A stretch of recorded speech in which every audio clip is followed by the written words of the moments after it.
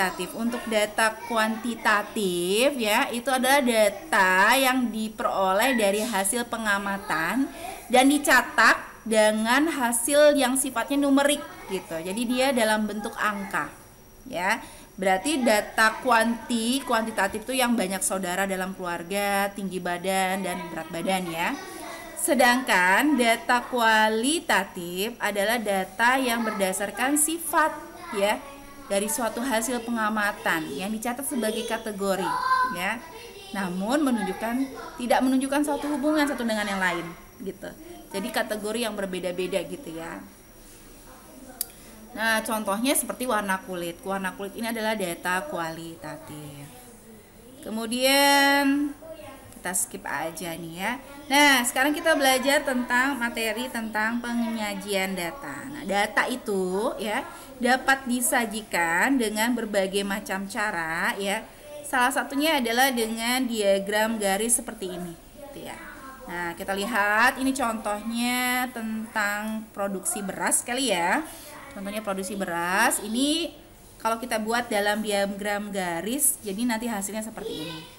Ya, titik-titiknya. Jadi tahun ke-1 10, tahun ke-2 15, tahun ke-3 25, tahun ke-4 30, tahun ke-5 20. Oke, ini kalau kita gambarkan dalam diagram batang, nanti bentuknya seperti ini. Jadi bentuknya batang-batang seperti ini ya. Kalau tadi kan grafik garis, sekarang diagram batang seperti ini. Pasti bisa untuk menggambarnya. Kemudian ini adalah diagram lingkaran ya, diagram lingkaran. Data berikut ya, nanti ini kita dapatkan dengan cara menghitungnya dulu ya. Jadi kita bisa pakai prosentase atau kita bisa jadi pakai sudut. Kalau prosentase kita pakai 100% ya, sedangkan kalau pakai sudut kita pakai 360 derajat.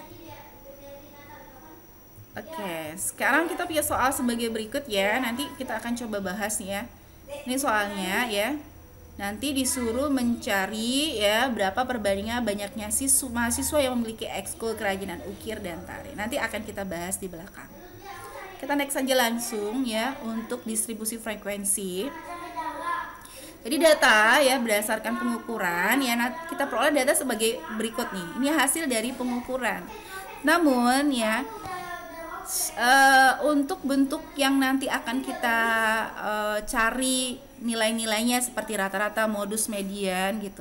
Data tersebut harus kita susun dalam bentuk distribusi frekuensi. Nah, data distribusi frekuensi biasanya tersusun dalam kelas-kelas ya.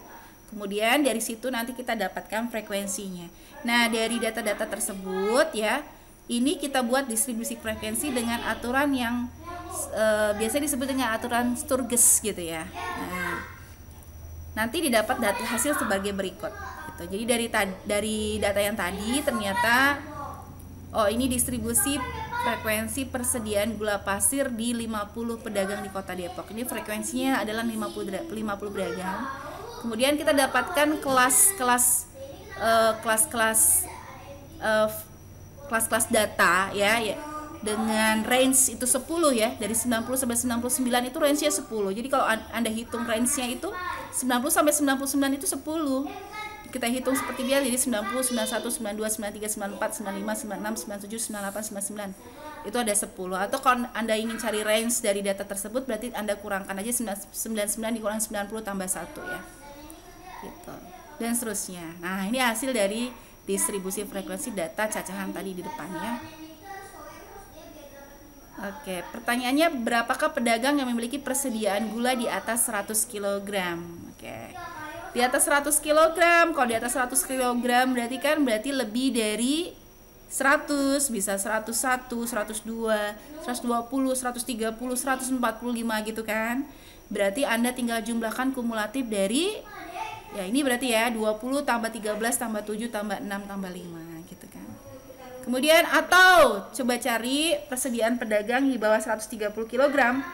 Di bawah 130 kg itu berarti 120 boleh ya, 129 boleh, 90 boleh, 100 boleh, 115 boleh gitu kan.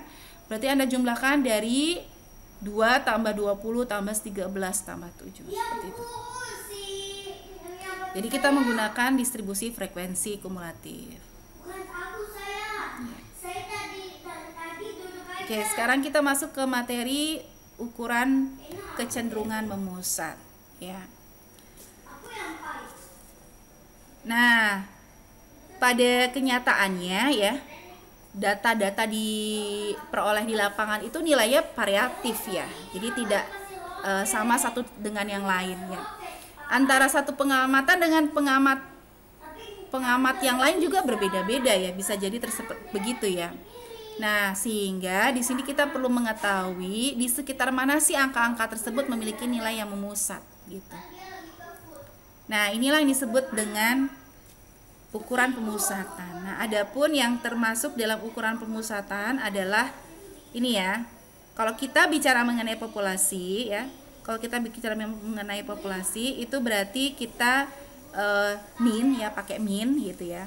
Kemudian ini rumusnya min, mu sama dengan x1 tambah x2, x3 dan seterusnya sampai xn sama dengan sigma xi per n untuk data yang tunggal. Dan untuk data kelompok itu adalah mu sama dengan fi xi per sigma fi gitu kan. Ya, dikali atau kita buat atau sama dengan sigma fi xi dibagi n. Untuk sampel ya, untuk sampel nanti pakai simbol x bar ya. X bar sama dengan x1 tambah x2 tambah x3 sampai xm, di mana m itu adalah bagian dari n, sama dengan sigma dari xi dari i sama dengan sampai m per m gitu ya. Untuk data tunggal, untuk data kelompok ya kita pakai frekuensi, jadi sigma fi xi per sigma fi.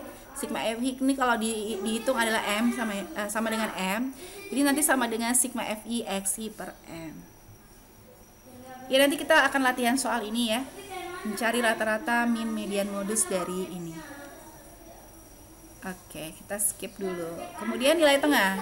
Nilai tengah itu nanti dicari dengan rumus sebagai berikut ya. Jadi untuk n atau jumlah data ganjil, rumusnya adalah x data ke n tambah 1 dibagi 2 gitu ya.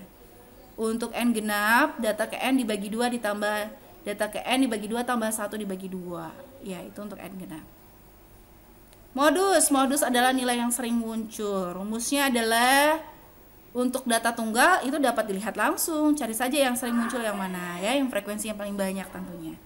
Untuk data kelompok kita pakai rumus modus sama dengan tepi bawah ditambah A dibagi A tambah B dikalikan C gitu ya. Ini untuk modus. Kuartil ya, kuartil itu adalah perempatan data. Nah, kuartil ini ada kuartil 1, kuartil 2, kuartil 3 ya. Kuartil 2 itu sama juga dengan median ya. Kuartil 1 seperempat data, kuartil 3 itu adalah 3/4 data. Nanti kita latihan ini ya. Nah, ini rumusnya ya. Ini rumus median sama dengan nilai kuartil 2. Nilai kuartil 1 sama dengan tepi bawah tambah seperempat n dikurangi FK. FK kecil ya. Dibagi F0. FK ini adalah frekuensi kumulatif kurang dari ya. F0 adalah frekuensi sesungguhnya ya, frekuensi yang di mana kelas itu berada ya, dikali CC itu range ya. Kemudian Q2 sama dengan TB ditambah setengah N dikurangi FK dibagi F0 dikalikan C. Q3 sama dengan TB ditambah setengah N dikurangin FK per F0 dikalikan C. Kemudian kita nanti akan mencari ini juga ya, hasil dari ini. Kemudian